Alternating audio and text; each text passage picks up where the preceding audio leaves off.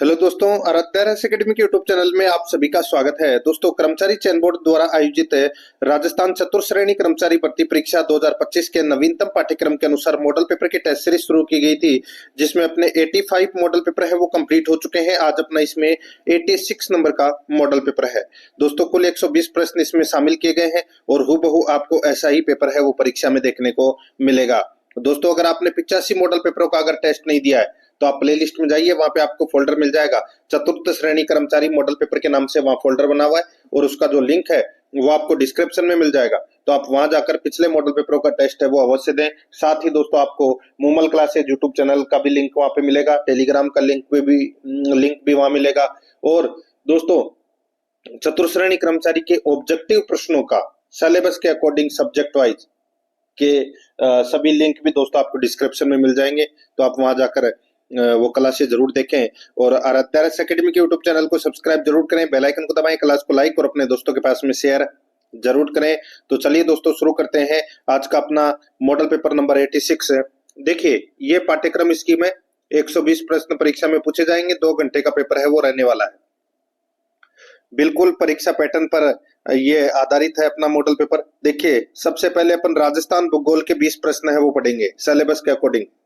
पहला प्रश्न देखिए, आपको ये भी पता होना चाहिए कि कौन से पार्ट में आपके कितने प्रश्न है वो सही हो रहे हैं। 70 प्रश्न जीके के पूछे जाएंगे परीक्षा में और 70 प्रश्नों का भी दोस्तों डिवाइडेशन है। देखिए, पहला प्रश्न है, कौन से राष्ट्रीय उद्यान को विश्व प्राकृतिक धरोहर के नाम से जाना जाता है? बताइए, कौन से राष्ट्रीय उद्यान को विश्व प्राकृतिक धरोहर के नाम से जाना जाता है? तो इसका राइट आंसर हो जाएगा केवलादेव राष्ट्रीय उद्यान को। केवलादेव राष्ट्रीय उद्यान भरतपुर को दोस्तों विश्व प्राकृतिक धरोहर के नाम से भी जाना जाता है। राइट आंसर हो जाएगा यहाँ पे सी नंबर ऑप्शन, बिल्कुल सही। ये रामसर स्थलों में भी शामिल किया गया है इसको। आगे देखिए, सेकंड नंबर का प्रश्न है, बरसिंहसर ताप परियोजना किस जिले में स्थित है? बताइए, बरसिंहसर ताप परियोजना कहां पर है? तो दोस्तों, ये बीकानेर में है। कहां पर है? बीकानेर में। 1 नंबर का ऑप्शन है वो इसका सही उत्तर हो जाएगा। आगे देखिए, भारतमाला परियोजना का संबंध किस क्षेत्र से है? भारतमाला परियोजना का संबंध किस क्षेत्र से है? तो दोस्तों, ये सड़क से संबंधित है, यानी कि परिवहन से संबंधित है। तो यहाँ पर इसमें डी नंबर का ऑप्शन बिल्कुल सही, परिवहन। 4 नंबर का प्रश्न है, निम्नलिखित में से कौन सा जिला अंतर्राज्यीय सीमा पर नहीं है? बताइए, कौन सा जिला अंतर्राज्यीय सीमा पर नहीं है, यानी कि जिसकी सीमा दोस्तों राज्य से नहीं मिलती है, यानी कि अन्य राज्यों से उसकी सीमा नहीं मिलती। तो उसका राइट आंसर जो हो जाएगा दोस्तों दौसा। दौसा जिले की जो सीमा है वो किसी भी राज्य के साथ में टच नहीं होती। तो यहाँ पर इसमें ए नंबर का ऑप्शन बिल्कुल सही। 5 नंबर का प्रश्न है, पश्चिमी राजस्थान में कुर्जा नाम से किससे संबंधित है? बताइए, कुर्जा नाम है वो किससे संबंधित है? कुर्जा किसको बोलते हैं पश्चिमी राजस्थान में? तो दोस्तों, ये भ्रमणशील अप्रवासी पक्षियों से संबंधित है। ये भ्रमणशील अप्रवासी पक्षियों से संबंधित है कुर्जा। यहाँ पर बी नंबर का जो ऑप्शन है वो इसका सही उत्तर हो जाएगा। 6 नंबर का प्रश्न है, इसमें देखिए, अरावली पर्वत श्रृंखला से संबंधित कथनों में से असत्य कथन कौन सा है? अरावली पर्वत श्रृंखला से संबंधित कथनों में से असत्य कथन कौन सा है? तो दोस्तों, असत्य कथन देखिए यहाँ पे, अरावली की जो ऊंचाई है, औसत ऊंचाई, वो समुद्र तल से इसकी औसत ऊंचाई 930 मीटर है। तो दोस्तों, बिल्कुल सही बात है। अरावली की जो औसत ऊंचाई है वो समुद्र तल से 930 मीटर है, बिल्कुल सही बात है। आगे देखिए, राज्य की 20% जनसंख्या अरावली क्षेत्र में निवास करती है। तो ये गलत हो जाएगा, 20% नहीं, 10% जनसंख्या निवास करती है। दोस्तों, राजस्थान के कुल भूभाग में करीबन 9.3% भाग पर दोस्तों अरावली फैली हुई है और उसमें 10% जनसंख्या निवास करती है। यहाँ पे 20% है वो गलत दे रखा है।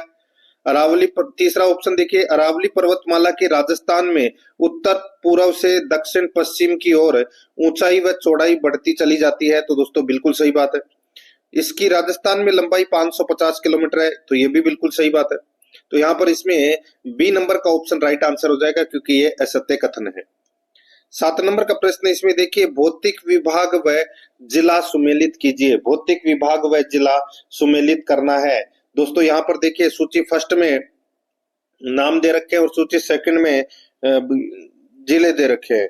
देखिए, भाकर, बताइए भाकर, भाकर कहां पर है? दो स्थानीय भाषा में बोलते हैं दोस्तों ये वागड़ बाकर, ये पर्वतों को स्थानीय भाषा में पर्वतों को दोस्तों ये भाकर, गिरवा, वागड़ और बागड़ बोलते हैं। तो भाकर बोलते हैं दोस्तों सिरोही में। भाकर कहाँ बोलते हैं? पर्वतों को, यानी कि छोटी छोटी जो पहाड़ियां हैं उनको भाकर बोलते हैं। और देखिए दोस्तों यहाँ पर इसमें गिरवा, गिरवा दोस्तों ये उदयपुर के आसपास की जो पहाड़ियां हैं, ठीक है दोस्त, तस्तरी नुमा है, वो है दोस्तों गिरवा। और वागड़, वागड़ कहाँ है? तो दोस्तों वागड़ है ये बांसवाड़ा में है। कहाँ पर है? बांसवाड़ा। और बांगड़ जो क्षेत्र है वो दोस्तों नागौर का क्षेत्र कहलाता है, नागौर शिखर जो इसका क्षेत्र, ठीक है। तो यहाँ पर इसमें राइट आंसर क्या हो जाएगा? वो है 3-4-1-2, 3-4-1-2 इसका बिल्कुल सही उत्तर हो जाएगा। कौन से ऑप्शन में है? तो यहाँ पर देख सकते हैं डी नंबर का ऑप्शन इसका राइट आंसर हो जाएगा। 8 नंबर का प्रश्न है, निम्नलिखित जोड़ों में से कौन सा एक जोड़ा, यानी कि कौन सा एक सही मेल नहीं खा रहा है? निम्नलिखित जोड़ों में से कौन सा एक सही मेल नहीं खा रहा है? तो दोस्तों यहाँ पर देखिए भीम सागर परियोजना कहाँ पर है? झालावाड़ में, बिल्कुल सही है। परवन लिफ्ट परियोजना कहाँ है? तो दोस्तों 12 में, ये भी बिल्कुल सही है। सावन भादो परियोजना कहाँ है? तो ये कोटा में है, बिल्कुल सही है। चोली सिंचाई परियोजना बूंदी दे रखा है, गलत हो जाएगा। कहाँ पर है? तो दोस्तों चोली सिंचाई परियोजना है वो झालावाड़ में। तो यहाँ पर इसमें राइट आंसर क्या हो जाएगा? डी नंबर का ऑप्शन बिल्कुल सही। 9 नंबर का प्रश्न इसमें देखिए, जैत सागर तालाब कहाँ स्थित है? जैत सागर तालाब कहाँ पर स्थित है? दोस्तों इसका जो राइट आंसर हो जाएगा वो है बूंदी में है। कहाँ पर है ये? बूंदी में, बी नंबर ऑप्शन सही। 10 नंबर का प्रश्न है इसमें देखिए, सही कथनों का चयन नीचे दिए गए कूट से कीजिए। सही कथनों का चयन नीचे दिए गए कूट से अपने को करना है। 4 कथन दे रखे हैं, बताना है कि कौन कौन से कथन सही है। देखिए, अर्ध उष्ण सदाबहार वन आबू पर्वत क्षेत्र में मिलते हैं, तो दोस्तों बिल्कुल सही बात है। शुष्क सागवान के वन राजस्थान के दक्षिणी भागों में केंद्रित है, तो ये भी बिल्कुल सही है। मिश्रित पतझड़ वाले वन उत्तरी राजस्थान में मिलते हैं, तो दोस्तों ये गलत हो जाएगा। दोस्तों मिश्रित पतझड़ वाले वन है ये दक्षिणी पूर्वी राजस्थान और पूर्वी राजस्थान में ये मिलते हैं। मिश्रित पतझड़ वाले वन उत्तरी राजस्थान में दोस्तों यहाँ पर गलत दे रखा है। और खेजड़ी वृक्ष शुष्क वनों की विशेषता है, तो दोस्तों बिल्कुल सही बात है। तो इसमें कौन कौन से सही है? तो 1, 2 और 4, 1, 2 और 4 कथन है वो इसमें क्या है? सत्य है। तो यहाँ पर इसमें बी नंबर का ऑप्शन बिल्कुल सही, 1, 2, 4 सही है। 11 नंबर का प्रश्न इसमें देखिए, निम्नलिखित में से कौन सा वन्यजीव अभ्यारण्य जिला या जिले सही सुमेलित नहीं है? अपने को बताना है कि कौन सा वन्यजीव अभ्यारण्य जिला या जिले हैं वो सही सुमेलित नहीं है। तो आप यहाँ पर देख सकते हैं दोस्तों, टोडगढ़ रावली, टोडगढ़ रावली पाली, अजमेर और राजसमंद में ये स्थित है। टोडगढ़ रावली अभ्यारण्य। बस्सी अभ्यारण्य है ये दोस्तों कहाँ पर है? चित्तौड़गढ़ में, बिल्कुल सही है। फुलवारी की नाल अभ्यारण्य उदयपुर में है, ये भी बिल्कुल सही है। बंद बारेठा अलवर दे रखा है, गलत हो जाएगा। बंद बारेठा अभ्यारण्य कहाँ है? तो दोस्तों ये भरतपुर में है। तो यहाँ पर इसमें डी नंबर का ऑप्शन राइट आंसर हो जाएगा। 12 नंबर का प्रश्न इसमें देखिए, पाली, नागौर तथा अजमेर जिलों में किस प्रकार की मृदा पाई जाती है? पाली, नागौर तथा अजमेर जिलों में किस प्रकार की मृदा पाई जाती है? तो दोस्तों इसमें कौन से प्रकार की मृदा पाई जाती है बताइए? तो इसका राइट आंसर हो जाएगा दोस्तों इसमें धूसर मृदा, यानी कि धूसर भूरी जलोढ़ मृदा, जिसको अपन ग्रे ब्राउन भी बोलते हैं, ठीक है। ग्रे ब्राउन जलोढ़ मिट्टी पाई जाती है दोस्तों पाली, नागौर और अजमेर में। तो यहाँ पर इसमें राइट आंसर हो जाएगा बी नंबर का ऑप्शन बिल्कुल सही। नेक्स्ट आगे देखिए, वर्षा को जलवायु प्रदेशों के वर्गीकरण का मुख्य आधार माना है। वर्षा को जलवायु प्रदेशों के वर्गीकरण का मुख्य आधार है वो किसने माना है? तो वो माना है दोस्तों टिवार्थी ने, ठीक है। राइट आंसर हो जाएगा यहाँ पे डी नंबर का ऑप्शन बिल्कुल सही। देखिए, राजस्थान की जलवायु को 3 वैज्ञानिकों ने अलग अलग भागों में बांटा है। एक तो कोपेन ने, एक थोंटवेट ने और एक टिवार्थी ने, ठीक है। इन तीनों का वर्गीकरण आपको पढ़ना है दोस्तों। राइट आंसर क्या हो जाएगा यहाँ पे? डी नंबर का ऑप्शन बिल्कुल सही। 14 नंबर का प्रश्न इसमें देखिए, राज्य में यानी कि राजस्थान में सफेद सीमेंट के लिए प्रसिद्ध स्थान है। सफेद सीमेंट के लिए प्रसिद्ध स्थान है वो है दोस्तों गोटन नागौर। यहाँ पर ए नंबर का ऑप्शन बिल्कुल सही उत्तर हो जाएगा, गोटन नागौर।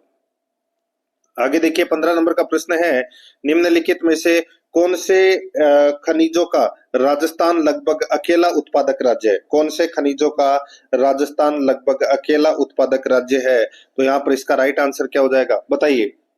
दोस्तों यहाँ पर मैं खनिजों की बात कर रहा हूं, तो इसके अंदर दोस्तों सीसा एवं जस्ता अयस्क, इसमें राजस्थान का एकाधिकार है। वोलेस्टोनाइट और सेलेनाइट, इन तीनों दोस्तों खनिजों में राजस्थान अकेला उत्पादक राज्य है, ताम्र अयस्क में नहीं है दोस्तों।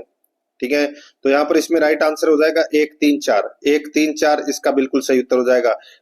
यहाँ पर डी नंबर का ऑप्शन बिल्कुल सही। 16 नंबर का प्रश्न है, इसमें देखिए, भारत में राष्ट्रीय शुष्क बागवानी अनुसंधान केंद्र स्थित है। भारत में राष्ट्रीय शुष्क बागवानी अनुसंधान केंद्र अवस्थित है, तो दोस्तों ये कहां पर अवस्थित है? तो यहाँ पर इसका राइट आंसर हो जाएगा, वो है दोस्तों, बताइए। तो ये स्थित है दोस्तों बीकानेर में। कहां पर है? बीकानेर में। ए नंबर का जो ऑप्शन है वो इसका सही उत्तर हो जाएगा, बीकानेर। नेक्स्ट आगे देखिए, यहाँ पे राज्य की ग्रामीण महिला साक्षरता दर कितने प्रतिशत है? राज्य की ग्रामीण महिला साक्षरता दर है वो कितने प्रतिशत है? तो दोस्तों ग्रामीण महिला साक्षरता 45.8% है।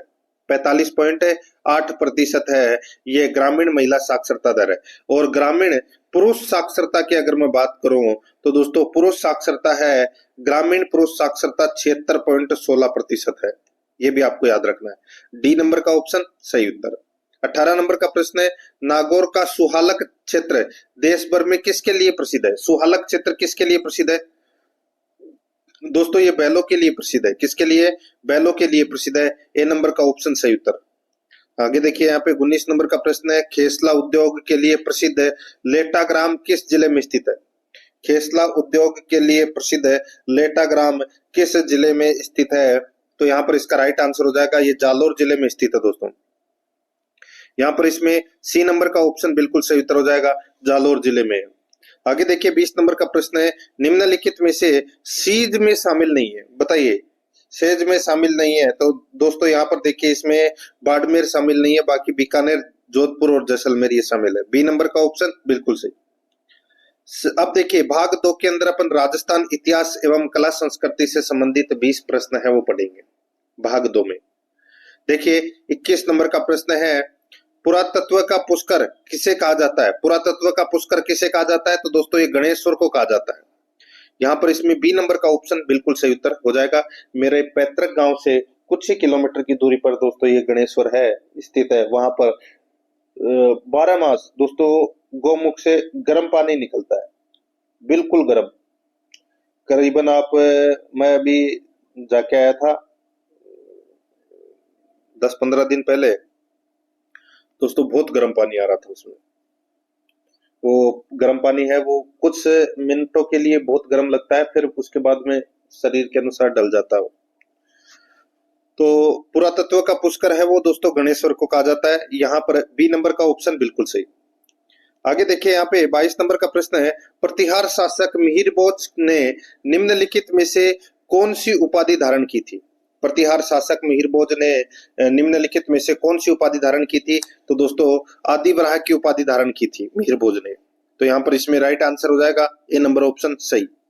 नेक्स्ट आगे देखिए, यहाँ पे 23 नंबर का प्रश्न है, अजमेर में संस्कृत कंठाभरण नामक संस्कृत पाठशाला के स्थान पर दोस्तों स्थान पर अढ़ाई दिन का है ये, ठीक है, अढ़ाई दिन का झोपड़े का निर्माण किसके द्वारा करवाया गया? दोस्तों देखिए, जो कंठभरण संस्कृत पाठशाला है उसका निर्माण दोस्तों विग्रहराज चतुर्थ ने करवाया था। फिर कालांतर में दोस्तों क्या हुआ कि कुतुबुद्दीन ने उसको तुड़वा कर उसके स्थान पर अढ़ाई दिन के झोपड़े का निर्माण है वो करवा दिया था। तो यहाँ पर इसमें राइट आंसर हो जाएगा कुतुबुद्दीन ऐबक। यहाँ पर ए नंबर का ऑप्शन बिल्कुल सही उत्तर हो जाएगा। आगे देखिए 24 नंबर का प्रश्न है, किस युद्ध में, युद्ध है ये, ठीक है, किस युद्ध में राणा सांगा अत्यधिक घायल हुए और उनका एक हाथ व पैर पूरी तरह से अपाहिज हो गए? बताइए कौन से युद्ध की बात हो रही है? तो यहाँ पर बात हो रही है दोस्तों कौन से युद्ध की, बताइए। देखिए एक तो था धौलपुर का युद्ध, एक खानवा का युद्ध, एक खातौली का युद्ध और एक बयाना का युद्ध। तो यहाँ पर इसका जो राइट आंसर हो जाएगा वो बात हो रही है दोस्तों यहाँ पर राणा सांगा अत्यधिक घायल हुए और उनका एक हाथ व पैर पूरी तरह से अपाइज हो गए। तो यहाँ पर इसका राइट आंसर हो जाएगा दोस्तों, वो है इसमें खातोली के युद्ध में। यहाँ पर इसमें सी नंबर का जो ऑप्शन है वो इसका सही उत्तर हो जाएगा, खातोली के युद्ध में। आगे देखिए यहाँ पे जो इब्राहिम लोदी के साथ हुआ था। 25 नंबर का प्रश्न है, मेवाड़ की समस्या को सुलझाने के लिए अकबर द्वारा भेजे गए शिष्टमंडलों का सही क्रम है वो क्या है? शिष्टमंडलों का सही क्रम के बारे में दोस्तों मैंने आपको काफी बार एक ट्रिक बताई भी है और उसके माध्यम से आप कर भी सकते हो। जैसे कि ट्रिक एक बार फिर से बता देता हूं, अका अक, अका अक, ठीक है। ए का मतलब हो जाएगा दोस्तों इसमें, सॉरी अकाक नहीं, वो तो बौद्ध धर्म वाला है, नहीं। इसकी ट्रिक है दोस्तों जमा भटो, जमा भटो, ठीक है, जमा भटो, ये ट्रिक है। इसमें देखिए जय से क्या हो जाएगा, जलाल खां, जय से क्या हो जाएगा, जलाल खां। मां से क्या हो जाएगा दोस्तों, मान सिंह। भय से क्या हो जाएगा, भगवान दास। और टोच से क्या हो जाएगा, टोडरमल। ठीक है, ये क्रम है दोस्तों जमा भटो। एक 1572 में गया था, यानी कि शुरू वाला 1572 में गया था, बाकी 1573 में गए थे। ठीक है, तो सबसे पहले जलाल खां, फिर मान सिंह, फिर भगवान दास और फिर टोडरमल। तो यहाँ पर इस प्रश्न का राइट आंसर क्या हो जाएगा, 3 4 2 1, 3 4 2 1 इसका राइट आंसर हो जाएगा, यानी कि सी नंबर का ऑप्शन बिल्कुल सही। आगे देखिए 26 नंबर का प्रश्न है, डूंगर जी व जवाहर जी किस जिले के निवासी थे? डूंगर जी व जवाहर जी किस जिले के निवासी थे? ये दोस्तों सीकर जिले के निवासी थे। यहाँ पर ए नंबर का ऑप्शन सही उत्तर। 27 नंबर का प्रश्न है, अजमेर में स्वदेशी आंदोलन को किसने गति प्रदान की? अजमेर में स्वदेशी आंदोलन को किसने गति प्रदान की? तो यहाँ पर इसका जो राइट आंसर हो जाएगा वो है, ये गति प्रदान की दोस्तों श्यामजी कृष्ण वर्मा ने, श्यामजी कृष्ण वर्मा ने। यहाँ पर बी नंबर ऑप्शन सही उत्तर हो जाएगा। 28 नंबर का प्रश्न है, संयुक्त राजस्थान के राज प्रमुख कौन थे? संयुक्त राजस्थान के राज प्रमुख कौन थे? तो यहाँ पर इसका राइट आंसर हो जाएगा दोस्तों, संयुक्त राजस्थान के राज प्रमुख हैं वो महाराणा भूपाल सिंह थे। यहाँ पर ए नंबर का ऑप्शन बिल्कुल सही, महाराणा भूपाल सिंह। 29 नंबर का प्रश्न है, निम्नलिखित में से कौन सा तत्वाद्य यंत्र नहीं है? कौन सा तत्वाद्य यंत्र नहीं है? तो दोस्तों देखिए जंतर है, रबाब है, चौतारा है, ये तीनों तत्वाद्य यंत्र है। लेकिन यहाँ पे जो सतारा है ये दोस्तों सुशीर वाद्य यंत्र है, सुशीर वाद्य यंत्र है सतारा। तो यहाँ पर इसमें डी नंबर का ऑप्शन सही उत्तर हो जाएगा। 30 नंबर का प्रश्न है, वह लोक देवता जिसकी हिंदू व मुसलमान दोनों आराधना करते हैं? वह लोक देवता जिसकी हिंदू व मुसलमान दोनों आराधना करते हैं। तो यहाँ पर इसका राइट आंसर हो जाएगा दोस्तों, वो है गोगा जी। ठीक है, तो यहाँ पर इसमें बी नंबर का जो ऑप्शन है वो इसका सही उत्तर हो जाएगा। बी नंबर का ऑप्शन बिल्कुल सही। जहार पीर के नाम से मुस्लिम है वो उनको पूजते हैं। यहाँ पर बी नंबर ऑप्शन बिल्कुल सही। आगे देखिए चरणदासी संप्रदाय के प्रवर्तक कौन है? चरणदासी संप्रदाय के जो प्रवर्तक हैं वो कौन है? राइट आंसर हो जाएगा दोस्तों, वो है चरणदास जी। सी नंबर ऑप्शन सही उत्तर। 32 नंबर का प्रश्न है, निम्नलिखित में से किस चित्रकला शैली पर मुगल प्रभाव अत्यधिक है? किस चित्रकला शैली पर मुगल प्रभाव अत्यधिक है? तो यहाँ पर इसका राइट आंसर हो जाएगा, वो है आमेर शैली पर, आमेर शैली पर। बी नंबर ऑप्शन बिल्कुल सही।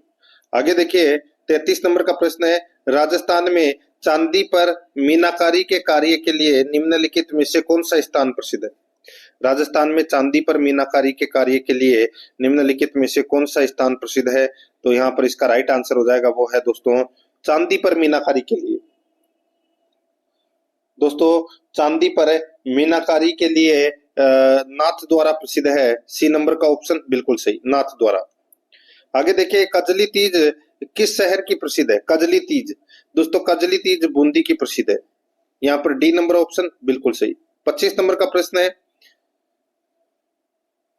देखिए 25 नहीं 35 होगा, हाँ 35 नंबर का प्रश्न है, आभूषण एवं शरीर के अंग का निम्नलिखित में से कौन सा युग्म सही नहीं है? आभूषण एवं शरीर के अंग का निम्नलिखित में से कौन सा युग्म सही या कौन सा युग्म सही सुमेलित नहीं है? यहाँ पर आप देखिए हालरो, हालरो आभूषण है, ये गले में पहना जाता है, बिल्कुल सही बात है। गोकुरु आभूषण कलाई में पहना जाता है, ये भी बिल्कुल सही है। नौगरी आभूषण बाजू में पहना जाता है, तो दोस्तों ये भी बिल्कुल सही है। रखन आभूषण कमर, गलत हो जाएगा। रखन आभूषण दोस्तों ये दांत का आभूषण है, किसका? दांत का आभूषण है। यहाँ पर इसमें सी नंबर का ऑप्शन बिल्कुल सही उत्तर हो जाएगा। 36 नंबर का प्रश्न इसमें देखिए, लड़की के विवाह के अवसर पर दिए जाने वाला सामूहिक प्रतिभोज क्या कहलाता है?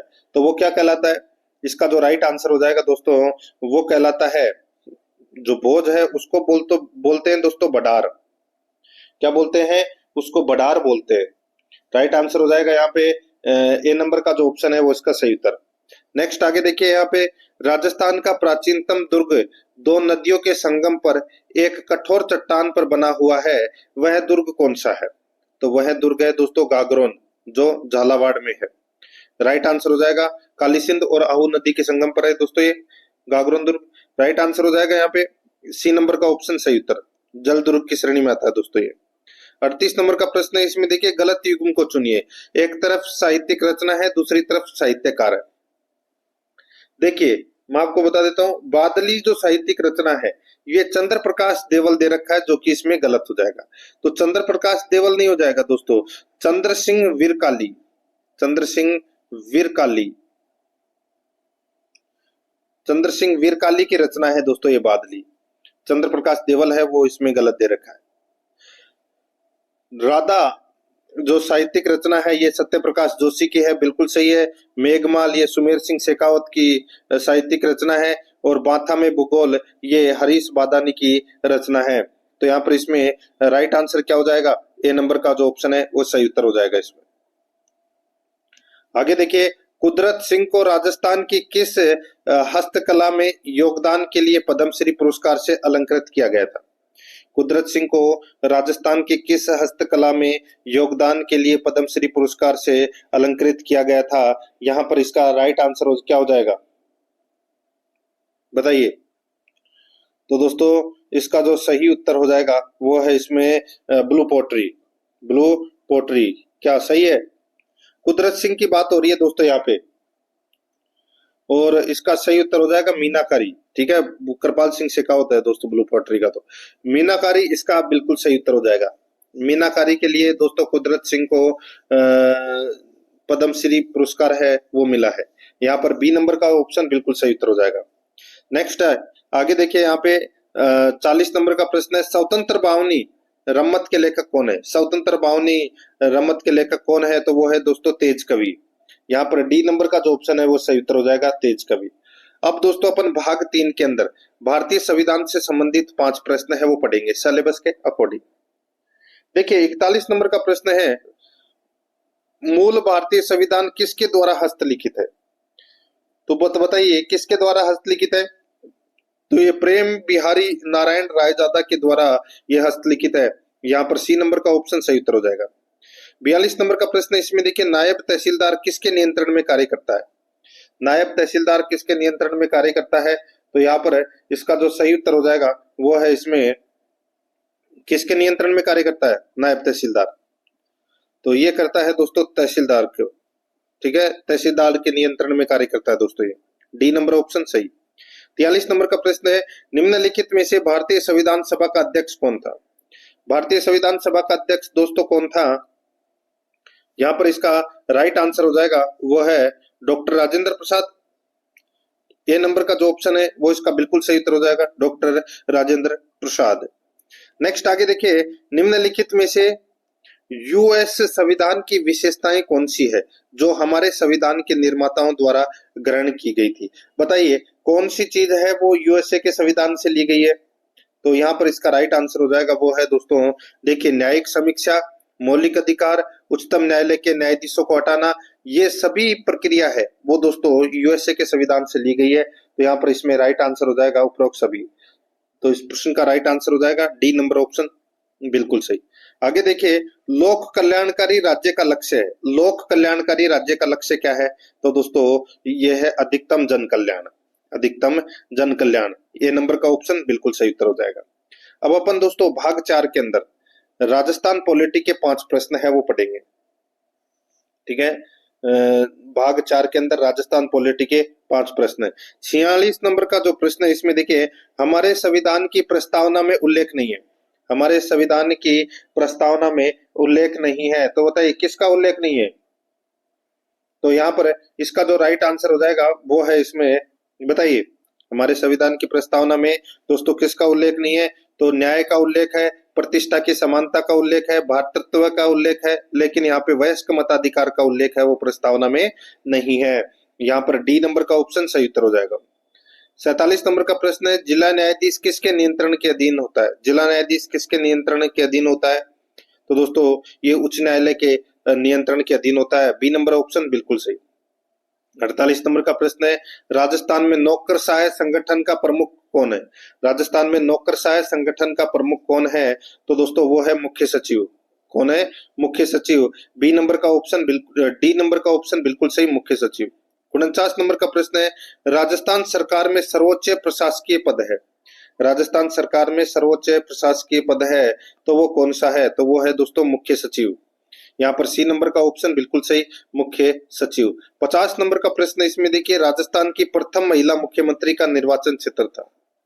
राजस्थान की प्रथम महिला मुख्यमंत्री का निर्वाचन क्षेत्र था, तो दोस्तों निर्वाचन क्षेत्र है वो कौन सा था? वो था दोस्तों झालरा पाटन।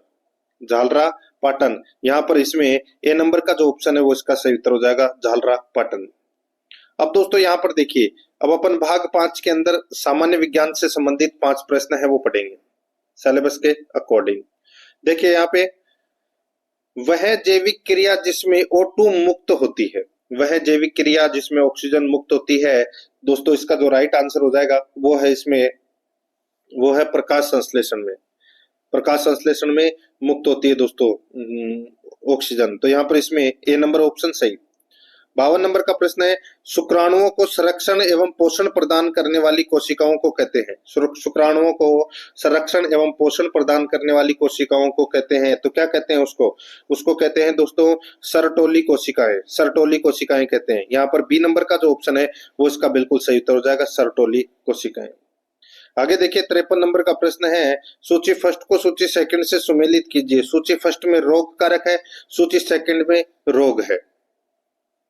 दोस्तों यहाँ पर आप देख सकते हैं जीवाणु रोग कारक है, ये कौन से रोग का है बताइए?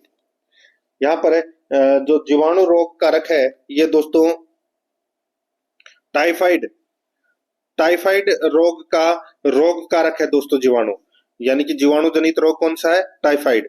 और कवक जनित रोग कौन सा है? कवक जनित रोग है दोस्तों दाद। और प्रोटोजोआ जनित रोग है मलेरिया। और विषाणु जनित रोग है वो है दोस्तों जुकाम।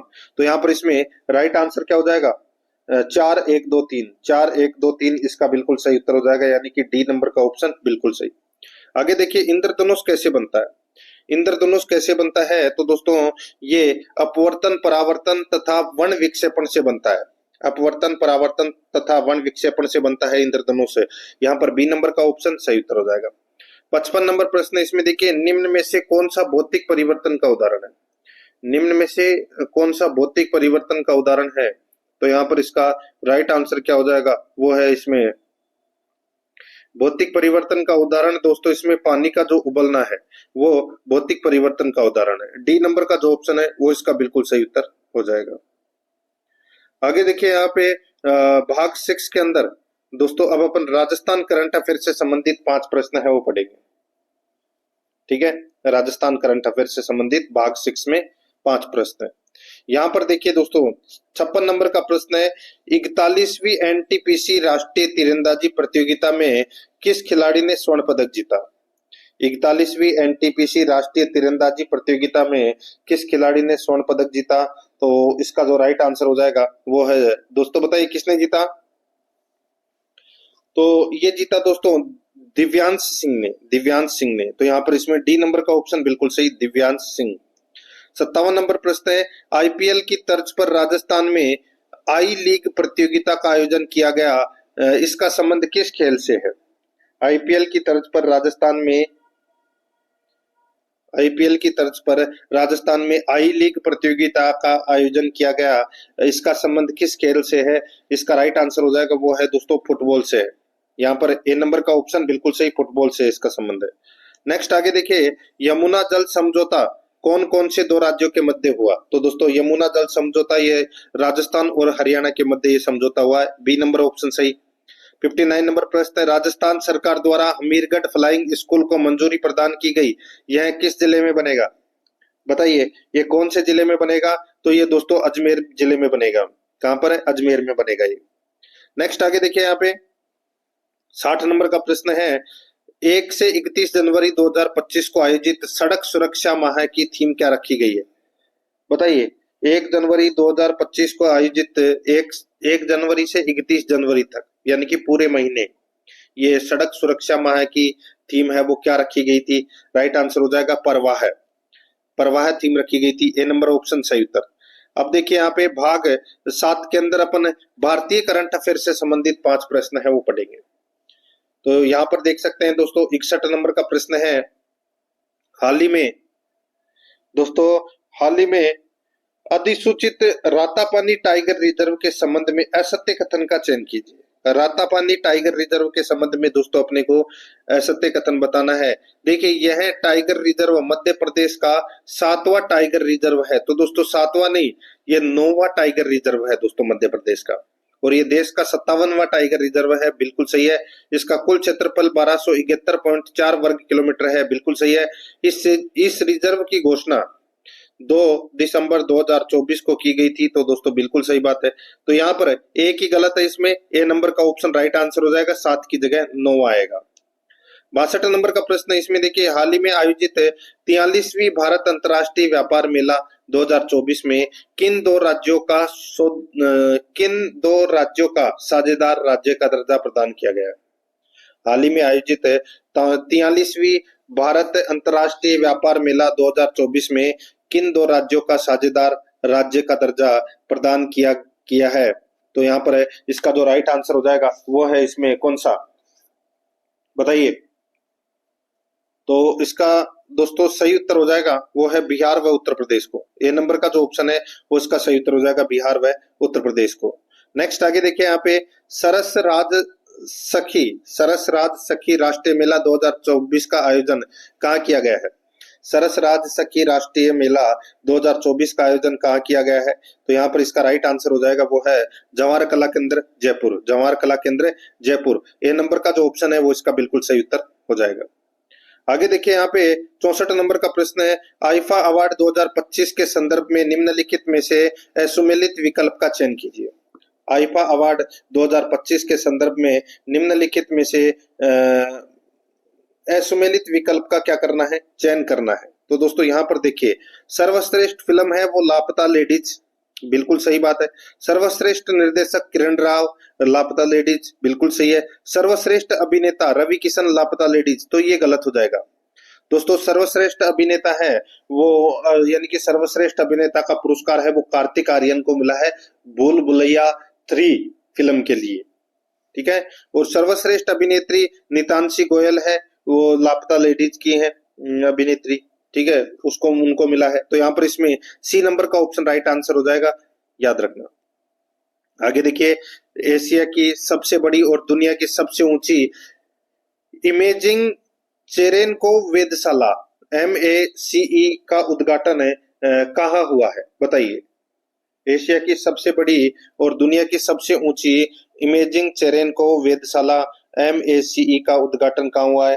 तो यहाँ पर इसका राइट आंसर हो जाएगा दोस्तों कहाँ पर हुआ है? इसका सही उत्तर हो जाएगा वो है दोस्तों इसमें, बताइए। तो इसका सही उत्तर हो जाएगा दोस्तों लद्दाख में हुआ है। यहाँ पर इसमें सी नंबर का ऑप्शन सही उत्तर लद्दाख में। अब अपन भाग 8 के अंदर दोस्तों कंप्यूटर से संबंधित 5 प्रश्न है वो पढ़ेंगे सिलेबस के अकॉर्डिंग। देखिए 66 नंबर का प्रश्न है, भारत के प्रथम सुपर कंप्यूटर परम 8000 का शुभारंभ कौन से वर्ष में किया गया? तो दोस्तों कौन से वर्ष में किया गया? तो ये किया गया दोस्तों 1991 में। यहाँ पर इसमें right answer C number option हो जाएगा। 67 नंबर का प्रश्न है, जो प्रोग्राम कंप्यूटर को चलाते हैं या उससे कार्य कराते हैं उसे क्या कहते हैं? तो दोस्तों उसे क्या कहते हैं? उसको बोलते हैं सॉफ्टवेयर। यहाँ पर डी नंबर का ऑप्शन बिल्कुल सही उत्तर हो जाएगा, सॉफ्टवेयर बोलते हैं उसे। आगे देखिए कंप्यूटर के संदर्भ में FAT का तात्पर्य है। FAT की फुल फॉर्म क्या होती है? तो दोस्तों फाइल एलोकेशन टेबल, ये होती है FAT की full form. C number option सही। 69 नंबर प्रश्न, माइक्रोसॉफ्ट वर्ड में वह कौन सा फीचर है जिसके द्वारा डॉक्यूमेंट में हो रहे बदलाव को मॉनिटर किया जाता है? माइक्रोसॉफ्ट वर्ड में वह कौन सा फीचर है जिसके द्वारा डॉक्यूमेंट में हो रहे बदलाव को मॉनिटर किया जाता है? तो यहाँ पर इसका राइट आंसर हो जाएगा वो है इसमें दोस्तों ट्रैक चेंज। सी नंबर का जो ऑप्शन है वो इसका बिल्कुल सही उत्तर हो जाएगा, ट्रैक चेंज। नेक्स्ट आगे देखिए 70 नंबर का प्रश्न है, निम्नलिखित में से कौन एक वेब ब्राउजर है? कौन एक वेब ब्राउजर है? तो दोस्तों वेब ब्राउजर कौन सा है बताइए? तो दोस्तों इनमें से वेब ब्राउजर है वो दोस्तों सफारी है। कौन सा है? सफारी वेब ब्राउजर है। सी नंबर ऑप्शन बिल्कुल सही। अब अपन दोस्तों भाग 9 के अंदर हिंदी व्याकरण से संबंधित 20 प्रश्न है वो पढ़ेंगे सिलेबस के अकॉर्डिंग। देखिए इनमें जातिवाचक संज्ञा से बनी भाववाचक संज्ञा कौन सी है? इनमें जातिवाचक संज्ञा से बनी भाववाचक संज्ञा कौन सी है? तो वो है दोस्तों भातृत्व। भातृत्व है वो दोस्तों जातिवाचक संज्ञा से बनी भाववाचक संज्ञा है। यहाँ पर बी नंबर ऑप्शन सही। आगे देखिए किस वाक्य में निजवाचक सर्वनाम का प्रयोग नहीं हुआ है? निज का मतलब वाक्य के अंदर दोस्तों आपको अपना शब्द का प्रयोग मिलेगा। देखिए अपने अपने अपने, ठीक है, तो निज का मतलब होता है स्वयं। तो आप इसमें देखिए मैं आप लोगों का बहुत आभारी हूं, मैं आप लोगों का बहुत आभारी हूं, ये अपना राइट आंसर हो जाएगा। इसमें निजवाचक सर्वनाम का प्रयोग नहीं हुआ है क्योंकि निजवाचक में स्वयं अपने का प्रयोग होता है। ठीक है, आगे देखिए यहाँ पे 73 नंबर का प्रश्न, सॉरी 73 नंबर का प्रश्न है, किस विकल्प में संकेतवाचक विशेषण नहीं है? संकेतवाचक विशेषण नहीं है। देखिए उस संकेत हो रहा है, इशारा करके आप बता सकते हो उस, यह, इसमें भी इशारा हो रहा है, वह, इसमें भी इशारा हो रहा है, थोड़ा भोजन करो, थोड़ा भोजन करो, तो इसमें दोस्तों कोई भी संकेत नहीं हो रहा। तो यहाँ पर इसका राइट आंसर हो जाएगा बी नंबर ऑप्शन सही। आगे देखिए शिक्षक छात्र से पाठ पढ़वाता है, शिक्षक छात्र से पाठ पढ़वाता है, तो दोस्तों यहाँ पर इसमें राइट आंसर हो जाएगा दोस्तों प्रेरणार्थक। प्रेरणार्थक इसका राइट आंसर हो जाएगा इसमें। ठीक है, तो शिक्षक छात्र से पाठ पढ़वाता है, सी नंबर ऑप्शन बिल्कुल सही। आगे देखिए निम्नलिखित में से कौन सा तद्भव शब्द नहीं है? तद्भव शब्द कौन सा नहीं है? तो दोस्तों छाया है, पंछी है, लाज है, लेकिन संजोग, ये दोस्तों तद्भव शब्द नहीं है, ये तत्सम है।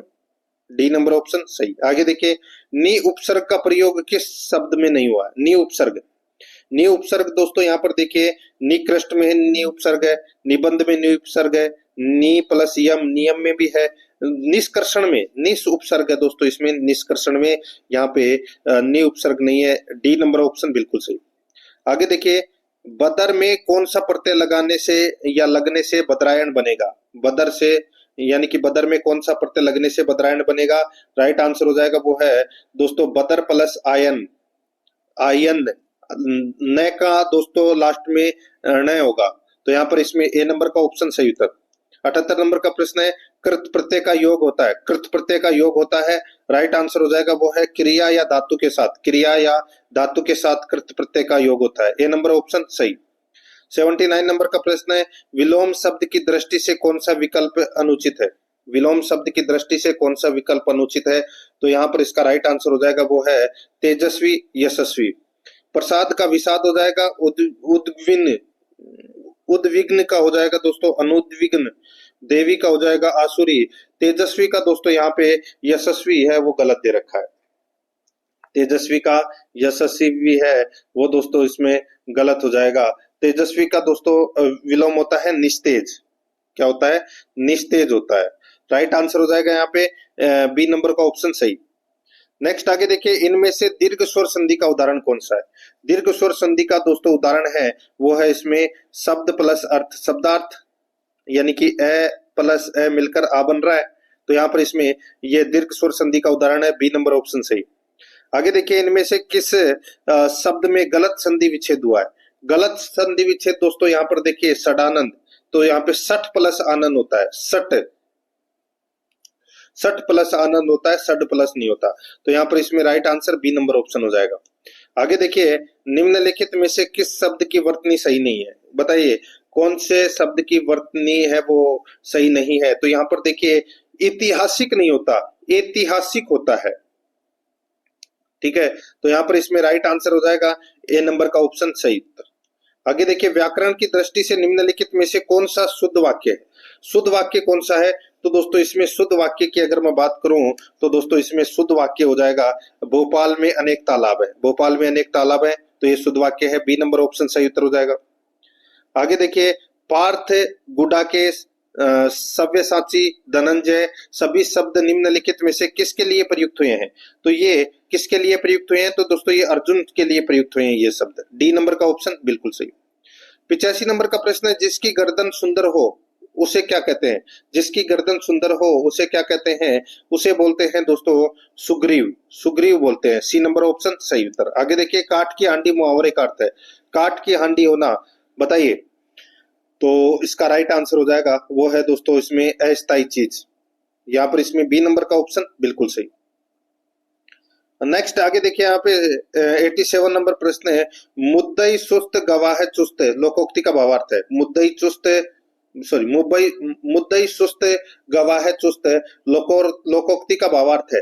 तो यहाँ पर इसका राइट आंसर हो जाएगा वो है, जिसका काम हो उसकी अपेक्षा दूसरों का अधिक चिंतित होना। यहाँ पर डी नंबर का ऑप्शन बिल्कुल सही उत्तर हो जाएगा। 88 नंबर प्रश्न, इसमें देखिए, क्रिया के साथ रहा है, रही है, रहे हैं, लगा देते हैं तो कौन सा काल बन जाता है? तो बताइए कौन सा काल बन जाता है? तो ये इसमें दोस्तों अपूर्ण वर्तमान काल बन जाता है। यहाँ पर सी नंबर का ऑप्शन राइट आंसर हो जाएगा। 89 नंबर का प्रश्न, इसमें देखिए, प्रोबेशन पीरियड पारिभाषिक शब्द का समानार्थक हिंदी शब्द है। प्रोबेशन पीरियड पारिभाषिक शब्द का समानार्थक हिंदी शब्द है, तो इसका राइट आंसर हो जाएगा वो है परिवीक्षा काल। यहाँ पर ए नंबर का जो ऑप्शन है वो इसका बिल्कुल सही उत्तर हो जाएगा, परिवीक्षा काल। 90 नंबर का प्रश्न, इसमें देखिए, अनुस्मारक के बारे में कौन सी बात गलत है? अनुस्मारक के बारे में कौन सी बात गलत है? तो दोस्तों कौन सी बात गलत है? तो अनुस्मारक गजट में प्रकाशित होता है, ये कथन है वो गलत हो जाएगा।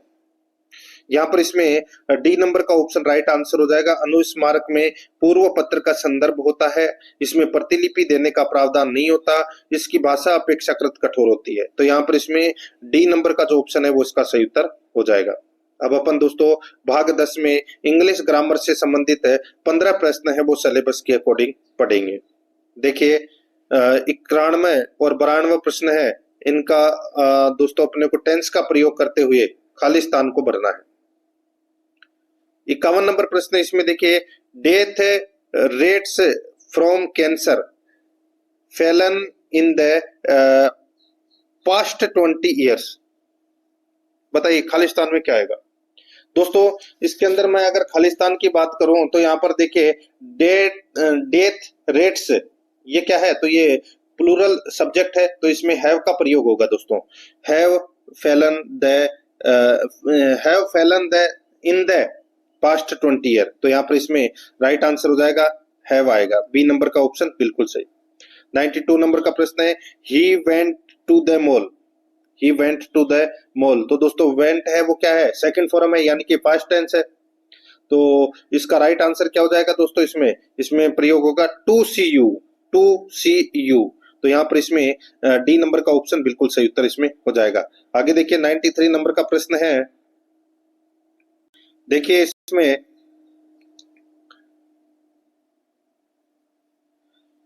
in the sentence given below change into the passive voice by selecting the correct alternative। sentence है यहाँ पे, the boys killed the snake with a stick। तो दोस्तों इसका passive voice है वो क्या बनेगा? इसका passive voice बनेगा दोस्तों, the snake was killed by the boys with a stick। यहाँ पर इसमें ए नंबर का ऑप्शन राइट आंसर हो जाएगा। आगे देखिए, यहाँ पर change the given sentence into indirect speech, तो इसमें देखिए, when did you meet my brother she said to me. बताइए इसका इनडायरेक्ट क्या बनेगा? दोस्तों इसका इनडायरेक्ट है वो इसमें क्या बनेगा? देखिए, she asked me when I had met her brother, तो यहाँ पर सी नंबर का ऑप्शन सही उत्तर हो जाएगा। 95 से लेकर 98 तक अपने को खालिस्तान भरना है। यहाँ पर देखिए, 95 नंबर का प्रश्न है, book you want is out of print. तो बताइए, तो दोस्तों यहाँ पर देखिए बुक की बात हो रही है यहाँ पे, तो वस्तु से पहले दोस्तों द का प्रयोग होगा, तो यहाँ पे द बुक होगा। यहाँ पर इसमें ए नंबर का ऑप्शन सही उत्तर। 96 नंबर का प्रश्न है, he was first man to arrive. He was first man to arrive क्या आएगा? तो दोस्तों यहाँ पर इसमें देखिए, यहाँ पे पर्टिकुलर पर्सन की बात हो रही है, तो यहाँ पे द का प्रयोग होगा दोस्तों उसमें भी, तो यहाँ पर इसमें द फर्स्ट मैन आएगा। सी नंबर ऑप्शन सही। 97 नंबर का प्रश्न है, इसमें देखिए the boss is level still. तो दोस्तों यहाँ पर इसमें राइट आंसर क्या हो जाएगा? The boss is, sorry level नहीं, लीव होगा। The boss is live still. तो दोस्तों यहाँ पे ऑन लीव होगा, यानी कि छुट्टी पर है, ऑन लीव होगा। राइट आंसर हो जाएगा डी नंबर का ऑप्शन बिल्कुल सही, ऑन लीव। आगे देखिए, your watch is different mine. Your watch is different mine. तो दोस्तों यहाँ पर इसमें डिफरेंट के बाद हमेशा फ्रॉम का प्रयोग किया जाता है, तो यहाँ पर इसमें डी नंबर ऑप्शन बिल्कुल सही। 99 नंबर प्रश्न है, fill in the blank in the following sentence with a verb which is in agreement with its subject. तो इसमें देखिए the chief with all his man मेसाकैड। बताइए। तो दोस्तों यहाँ पर इसमें इसका राइट आंसर हो जाएगा, देखिए यहाँ पे जो द चीफ है वो दोस्तों मैन वर्ब है, ठीक है, तो यहाँ पर इसमें वाज का प्रयोग होगा, ठीक है, तो यहाँ पर डी नंबर ऑप्शन सही। नेक्स्ट आगे देखिए, which question is correct in its structure. बताइए। तो अपने को बताना है कि कौन सा ऑप्शन है वो बिल्कुल सही है इसमें। तो यहाँ पर इसका राइट आंसर हो जाएगा, वो है दोस्तों how did she complete the task. ये सेंटेंस दोस्तों यहाँ पर बिल्कुल शुद्ध है, तो यहाँ पर इसका राइट आंसर हो जाएगा ए नंबर का ऑप्शन बिल्कुल सही। आगे देखिए, 101 नंबर का प्रश्न है, अपने को इंग्लिश ट्रांसलेट करना है। I wonder if it's true. तो दोस्तों इसका राइट आंसर हो जाएगा, मुझे इसकी सच्चाई पर संदेह है। यहाँ पर ए नंबर ऑप्शन बिल्कुल सही। आगे देखिए, यहाँ पर 102 नंबर का प्रश्न है, वह कल जयपुर जाएगा। वह कल जयपुर जाएगा। तो इसका राइट आंसर हो जाएगा, वो है इसमें दोस्तों he will go to Jaipur tomorrow. B number का ऑप्शन बिल्कुल सही। नेक्स्ट आगे देखिए, यहाँ पे 103 नंबर का प्रश्न है, प्रोमिसरी नोट्स के लिए समकक्ष हिंदी परिभाषिक शब्द होगा। तो यहाँ पर इसका राइट आंसर हो जाएगा प्रोमिसरी नोट्स। इसका राइट आंसर हो जाएगा, वो है दोस्तों वचन पत्र। वचन पत्र, सी नंबर ऑप्शन सही। 104 नंबर प्रश्न है, कौन सा शब्द अवार्ड का हिंदी समकक्ष नहीं है? अवार्ड का हिंदी समकक्ष। तो दोस्तों इसका राइट आंसर हो जाएगा, वो है इसमें ग्रहण करना, यानी कि एक्सेप्ट। टू एक्सेप्ट का मतलब होता है ग्रहण करना, ये अवार्ड का मतलब नहीं होता। सी नंबर ऑप्शन सही। आगे देखिए, change into interrogative. Change into interrogative करना है, सेंटेंस बताना है। देखिए, it is no good to help a mean man. तो इसका इंट्रोगेटिव बनेगा दोस्तों, is it any good to help a mean man. तो यहाँ पर इसमें डी नंबर का जो ऑप्शन है वो इसका बिल्कुल सही उत्तर हो जाएगा। गणित से संबंधित 15 प्रश्न है वो पढ़ेंगे। 106 नंबर का प्रश्न है, इसमें देखिए 20 foot 13 foot 9 inch 17 foot 6 inch 21 foot 3 inch की लंबाइयों को पूर्णतः नापने के लिए अधिकतम लंबाई वाला पैमाना क्या होगा?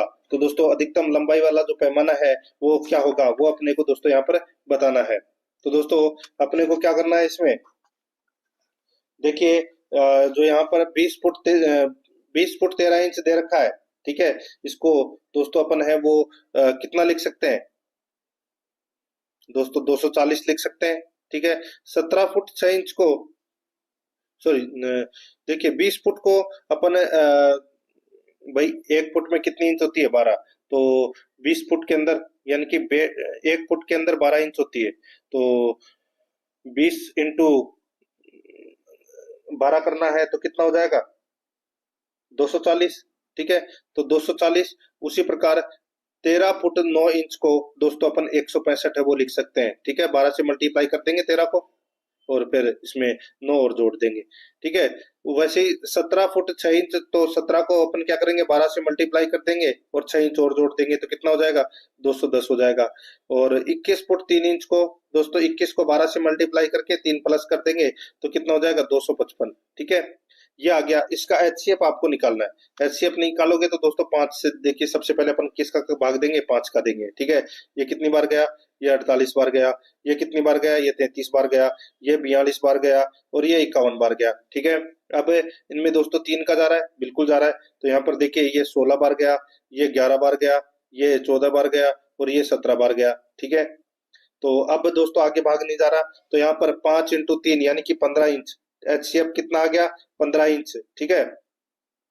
अब दोस्तों यहाँ पर देखिए लंबाइयों को पूर्णतः नापने के लिए अधिकतम लंबाई वाला पैमाना है वो क्या होगा, अधिकतम लंबाई वाला पैमाना है वो कितना होगा। तो दोस्तों यहाँ पर देखिए, इसको अपन ऐसे लिख सकते हैं, 15 इंच को अपन कैसे लिखेंगे, तो 1 फुट और 3 इंच लिख सकते हैं, बिल्कुल लिख सकते हैं। तो यहाँ पर इसमें बी नंबर का ऑप्शन राइट आंसर हो जाएगा। 107 नंबर प्रश्न, इसमें देखिए एक समूह में 30 लड़कियों का औसत भार 35 केजी है। तो यहाँ पर सबसे पहले अपन 30 इंटू 35 करेंगे, ठीक है। 30 इंटू 35 करोगे तो कितना आ जाएगा, 1050 केजी आ जाएगा। अब देखिए, जब उस समूह में एक नई लड़की और आ जाती है तो औसत भार 2 केजी बढ़ जाता है। तो दोस्तों अब इसमें एक लड़की और आ गई तो दोस्तों कितना हो जाएगा, 31, और औसत भार कितना हो गया, 37, 2 का और बढ़ गया, ठीक है। तो 31 इंटू 37 कितने हो गए, तो दोस्तों ये हो गए 1147, ठीक है। अब दोस्तों नई लड़की का वजन अपने को ज्ञात करना है, तो यहाँ पर 1147 माइनस 1050 है वो करना है, कितना आ जाएगा, 97 केजी। तो ये अपने नई लड़की का औसत भार आ गया, नई लड़की का जो वजन भार है वो आ गया दोस्तों। ए नंबर ऑप्शन बिल्कुल सही। आगे देखिए, यहाँ पे 108 नंबर प्रश्न है, राम ने 12 किग्रा सेव 30 रुपए प्रति किग्रा की दर से खरीदे, ठीक है। तो यहाँ पर 30 इंटू 12 कर लीजिए या 12 इंटू 30 कर लीजिए, कितना हो जाएगा दोस्तों, ये हो जाएगा 360, ठीक है। उनमें से 6 किग्रा सेव 50 रुपए प्रति किग्रा की दर से बेच दिए। तो दोस्तों 50 इंटू 6 कर लीजिए, कितना हो जाएगा, 300, ठीक है। शेष को 25 रुपए प्रति किग्रा की दर से बेचे। तो दोस्तों देखिए, सेव खरीदे कितने, 12 किलो, जिसमें 6 किलो बेच दिए। अब दोस्तों 6 किलो और बचे, तो दोस्तों 6 इंटू 25 कर लीजिए, कितना हो जाएगा दोस्तों, ये हो जाएगा 150। तो बताइए पूरे सौदे में लाभ हुई या हानि। तो दोस्तों इसमें देखिए कोई चीज है वो खरीदी उन्होंने 360 रुपए की और उसको बेचा कितने में, तो दोस्तों 300 और 150 यानी कि 450 रुपए में बेचा। तो लाभ कितने का हो रहा है, 90 रुपए का लाभ हुआ है, ठीक है। कितने रुपए का, 90 रुपए का लाभ। तो यहाँ पर इसमें राइट आंसर हो जाएगा डी नंबर का ऑप्शन बिल्कुल सही, 90 रुपए का लाभ हुआ है। आगे देखिए, एक दुकानदार 16,000 रुपए की खरीद पर 4,000 रुपए का बॉक्स मुफ्त देता है, तो छूट प्रतिशत क्या होगी, छूट प्रतिशत है वो क्या होगी दोस्तों, सीधा सा है 4,000 बटे 16,000 इंटू 100, ठीक है। ये 2 जीरो से ये जीरो कट गए, इससे ये जीरो कट गया। अब 400 में 16 का भाग दे लीजिए दोस्तों, 400 में 16 का भाग दोगे तो कितना आ जाएगा, सॉरी देखिए नहीं नहीं नहीं नहीं ऐसे होगा, 4,000 रुपए की छूट दी है, कितने मतलब 4,000 रुपए का बॉक्स मुफ्त दिया है 16,000 रुपए की खरीद पर, यानी कि टोटल 20,000। तो यहाँ पर 20,000, नीचे 20,000 आएगा, इंटू 100 आएगा यहाँ पे, ठीक है। तो यहाँ पर देखिए 1 2 3, 1 2 3 4, 4 यानी कि सीधा सा मैं आपको बोलूं तो दोस्तों 40 में 2 का भाग दे लीजिए, 20% आएगा। यहाँ पर ए नंबर ऑप्शन बिल्कुल सही उत्तर हो जाएगा। आगे देखिए, अजय अपने वेतन का 25%, घर के किराए 5%, खाद्यान्न 15% यात्रा तथा 10% कपड़ों पर खर्च करता है तथा रुपए 27,000 की बचत करता है, तो अजय की मासिक आय कितनी है। दोस्तों मान लीजिए कि उसकी कुल आय है वो दोस्तों कितनी है, 100 रुपए है। 100 रुपए के अंदर वो 25% है वो घर का किराया, ठीक है, 25 प्लस 5% खाद्यान्न, तो 5 प्लस 15% यात्रा प्लस 10% कपड़ों पर खर्च करता है, यानी कि 25 और 5 30, 30 और 15 कितने हो गए, 45, 45 और 10 कितने हो गए, 55, ठीक है। तो ये 55% है वो दोस्तों खर्च करता है और बचत करता है कितने, 45% की। तो 45% बराबर 27,000, तो 100% कितना होगा दोस्तों, 27,000 बटे 45 इंटू 100, बस निकाल लीजिए। आप इसको काटोगे तो दोस्तों 5 से 9 बार कट जाएगा। ये दोस्तों 5 से कितनी बार कटेगा? 20 बार। ठीक है, 9 30 27, ये 3 बार इधर से कटा, यानी कि 3000। 3000 इंटू 20 कर लीजिए दोस्तों। 3000 इंटू 20 करोगे तो दोस्तों कितना आ जाएगा? 60,000। यही अपना सही उत्तर हो जाएगा, ए नंबर ऑप्शन बिल्कुल सही। आगे देखिए, एक चुनाव में 2 उम्मीदवार थे, 10% ने अपने मताधिकार का प्रयोग नहीं किया, यानी कि 90 बचे। डाले गए मतों का 10% अवैध घोषित हो गया। ठीक है, यानी कि बचे अपने पास में 81%। तथा जीतने वाले उम्मीदवारों को वैध मतों का 55% प्राप्त हुआ। वैध मतों का, यानी कि 81% का 55% निकालना है, वो प्राप्त हुआ है जीतने वाले उम्मीदवार को। यदि जीतने वाला उम्मीदवार 3240 मतों से विजयी रहा, ठीक है, 3240 मतों से विजयी रहा, तो बताओ मतदाताओं की संख्या कितनी है? तो मतदाताओं की जो संख्या है वो दोस्तों कितनी है? अब दोस्तों यहाँ पर देखिए, अपने को क्या करना है, देखिए टोटल जो मत थे, ठीक है, टोटल मत थे जिसमें से 10% ने तो प्रयोग नहीं किया, तो अपने पास बचे 90। 90 में से दोस्तों डाले गए मतों का 10% अवैध घोषित हो गया, यानी कि 90 का 10% कितना होता है? 9। ठीक है, तो 9 में है वो क्या कर दिया? माइनस कर दिया, यानी ये कि अब 81 का दोस्तों, 81 में से आप 55% निकाल लीजिए, और फिर दोस्तों 55% निकालने के बाद में 81 में से उसको माइनस कर दीजिए। ठीक है, और फिर इन दोनों का जो अंतर होगा, ठीक है, वो 3240 मतों से वो विजयी रहा। तो यहाँ पे संख्या निकल कर आ जाएगी दोस्तों। इसका राइट आंसर हो जाएगा 40,000 मत होंगे दोस्तों। ठीक है, 40,000। यहाँ पर इसका राइट आंसर हो जाएगा सी नंबर ऑप्शन बिल्कुल सही। आगे देखिए, साधारण ब्याज की किस दर प्रतिशत पर कोई धनराशि 40 वर्षों में स्वयं की तिगुनी हो जाएगी? 40 वर्षों में स्वयं की क्या हो जाएगी? तिगुनी हो जाएगी। यानी कि किसी के पास 100 रुपए थे, ठीक है, वो 20 वर्षों में दोस्तों 200 हो गए। ठीक है, 40 वर्षों में वो कितने हो गए? 300 हो गए। ठीक है,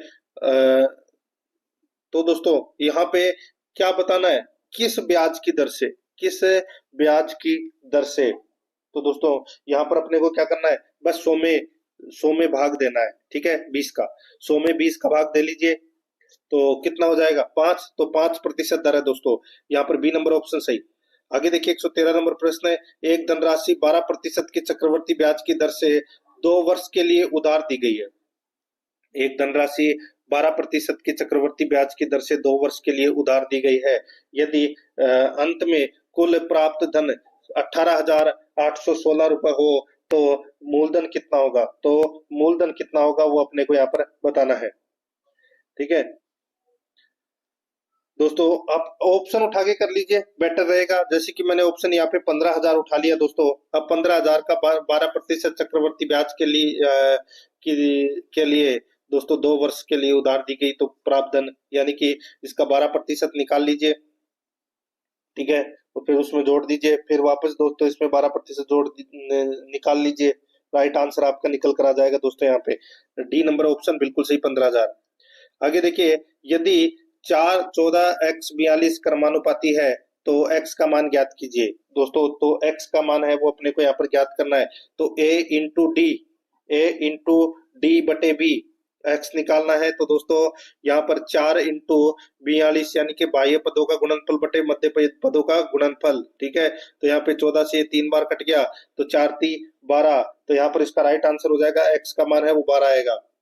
नेक्स्ट आगे देखिए, यहाँ पे किरण, संयोग और किशोर ने एक व्यवसाय 4,700 रुपए में आरंभ किया। किरण ने संयोग से 5500 रुपए अधिक लगाए। किरण ने संयोग से 5500 रुपए अधिक लगाए, और संयोग ने किशोर से 30,000, सॉरी, संयोग ने, किरण ने संयोग से 500 रुपए अधिक लगाए, और संयोग ने किशोर से 300 रुपए अधिक लगाए। यदि लाभ 1410 रुपए हो, तो किरण का लाभ कितना अंश मिले, यानी कि किरण को कितना लाभ अंश मिलेगा? इसमें दोस्तों देखिए, माना कि किशोर ने दोस्तों x रुपए लगाए, तो संयोग ने व्यवसाय में लगाए दोस्तों x प्लस 300, और किरण ने व्यवसाय में लगाए दोस्तों x प्लस 300 प्लस 500। ठीक है, यानी कि कितना हो जाएगा? x plus 800। बस इस इक्वेशन को रख दो, राइट आंसर आपके पास में आ जाएगा दोस्तों। कितना? तो 600 रुपये आएगा दोस्तों। यहाँ पर डी नंबर का ऑप्शन बिल्कुल सही। बाकी ये जो प्रश्नावलियां है ये दोस्तों मैं आपको अलग से करवा दूंगा।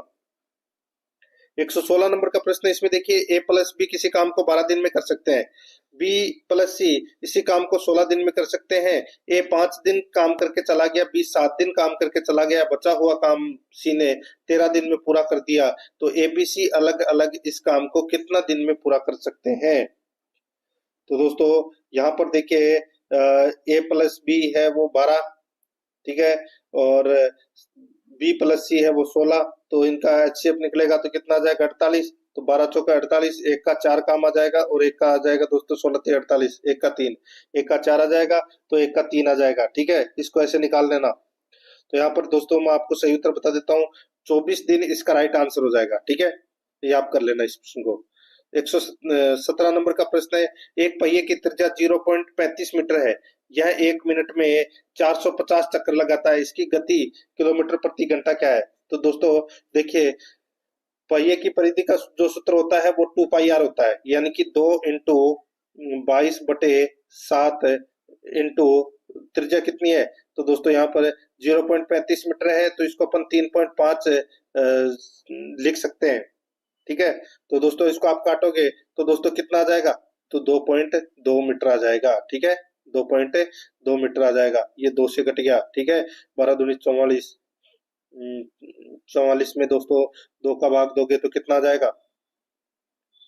दोस्तों 2.2 आ जाएगा, ठीक है। ये तो 2.2 आ गया। अब दोस्तों अपने को यहाँ पर क्या करना है, 1 मिनट में 450 किलोमीटर, सॉरी 450 चक्कर लगाता है तो दोस्तों 1 मिनट में। तो यहाँ पर गति बराबर दोस्तों क्या हो जाएगा? 450 इंटू 2.2/60, बस यही करना है। तो यहाँ पर 60, ये 2 पॉइंट, तो ये पॉइंट हटाने के लिए इंटू 10 कर दीजिए। तो यहाँ पर क्या हो जाएगा दोस्तों? 450 इंटू 22/60 इंटू 10, तो राइट आंसर आ जाएगा दोस्तों यहाँ पे 59.4 किलोमीटर। यहाँ पर बी नंबर ऑप्शन बिल्कुल सही। 118 से 20 प्रश्न है, इसमें देखिए पाई चार्ट का ध्यान पूर्वक अध्ययन करें और प्रश्नों का उत्तर दें। एक परिवार में एक माह के खर्च के स्वरूप का प्रतिशत वार्षिक विवरण, एक माह में कुल खर्च राशि 60,000 रुपए है, ठीक है। तो यहाँ पर 118 नंबर का प्रश्न देखिए, परिवार की यात्रा पर कितनी रकम खर्च करता है, ठीक है। दोस्तों यहाँ पर मैं आपको एक डायग्राम है वो बता देता हूँ। तो इसमें दोस्तों जैसे कि ये एक डायग्राम है, वो डायग्राम दोस्तों यहाँ पे टाइप नहीं हुआ है तो मैं आपको वैसे बता देता हूँ दोस्तों। ये पूरा डायग्राम है, ठीक है। इसके अंदर जैसे कि खाने बने हुए हैं, ठीक है। देखिए जैसे कि ये टेलीविजन है, ठीक है, ये बचत है, उसी प्रकार बिजली। तो यहाँ पर परिवार की यात्रा पर कितनी रकम खर्च करता है? तो दोस्तों ये यात्रा है वो दोस्तों कितना प्रतिशत है? 12% है, ठीक है। तो कैसे निकालेंगे अपन? वही है दोस्तों, यहाँ पर 60,000 रुपये खर्च करता है तो अपने को यात्रा की निकालनी है, तो 60,000 का 12% निकाल लीजिए, कितना आ जाएगा? 7,200। यहाँ पर सी नंबर का ऑप्शन बिल्कुल सही। आगे देखिए, परिवार टेलीफोन बिलों, स्वास्थ्य और बिजली पर मिलाकर कितनी रकम खर्च करता है? तो दोस्तों यहाँ पर देखिए टेलीफोन बिल पर दोस्तों बता देता हूँ आपको, टेलीफोन बिल पर दोस्तों 10%, बिजली पर दोस्तों ये खर्च करता है दोस्तों 13%, और स्वास्थ्य पर करता है दोस्तों कितना? ये करता है दोस्तों 16%, ठीक है। अब इसका टोटल करोगे तो कितना हो जाएगा दोस्तों? देखिए 39, कितना हो जाएगा? 39, तो 60,000 का 39% निकाल लीजिए, वही अपना सही उत्तर हो जाएगा दोस्तों। 23,400 इसका सही उत्तर होगा। आगे देखिए, परिवार द्वारा किराए पर खर्च राशि का मकान किराए पर खर्च राशि से क्रमशः कितना अनुपात है? दोस्तों यहाँ पर देखिए मैं आपको बताऊं, किराया है वो 23% है, किराया है वो कितना है दोस्तों? 23% है। और दोस्तों यहाँ पर देखिए, यहाँ पर देखिए दोस्तों, इसमें जो मकान किराया है, मकान किराया एक तो है दोस्तों किराना है, ठीक है, किराना, किराने पर एक है किराना, किराना है 23% और मकान किराया है, मकान किराया है वो है दोस्तों 18%। तो यानी कि जो अपने पास में एक माह में कुल खर्च राशि 60,000 थी, ठीक है। अब 60,000 का 23% निकाल लीजिए और दोस्तों 18% निकाल लीजिए, ठीक है। तो यहाँ पे अनुपात निकल कर आ जाएगा दोस्तों 23:18। यहाँ पर ए नंबर का जो ऑप्शन है वो इसका बिल्कुल सही उत्तर इसमें हो जाएगा। तो दोस्तों इसी के साथ मैंने आपको ये मॉडल पेपर है वो कंप्लीट करवा दिया है। प्रश्न आपको कैसे लगे कमेंट में जरूर बताएं और आराध्या रस एकेडमी के यूट्यूब चैनल को सब्सक्राइब जरूर करें, बेल आइकन को दबाएं, क्लास को लाइक और अपने दोस्तों के पास में शेयर जरूर करें। मिलते हैं दोस्तों नेक्स्ट क्लास में। जय हिंद, जय भारत।